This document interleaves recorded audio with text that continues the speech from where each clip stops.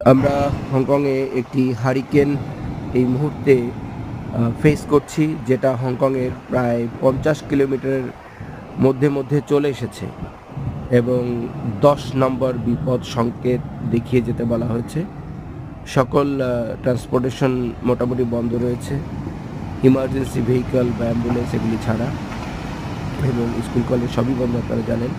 So এই বছরে এটা একটি মারাত্মক আকার ধারণ করেছে। গত বছরেরটা যদি বলি, খুব একটা এভাবে হয়নি, খুব একটা হয়নি। কিন্তু মাঝে মধ্যে হংকংয়ে খুবই সিরিয়াস হারিকেন, টাইফুন এগুলি এসে থাকে। তো এবারেরটি একটু বেশি জটিল মনে হচ্ছে। তো আমরা সেফ আছি এবং আশা করি হংকং সেফ থাকবে, এবং বাইরে যেতে মানা করা হয়েছে। সি শোরগুলি বন্ধ রয়েছে।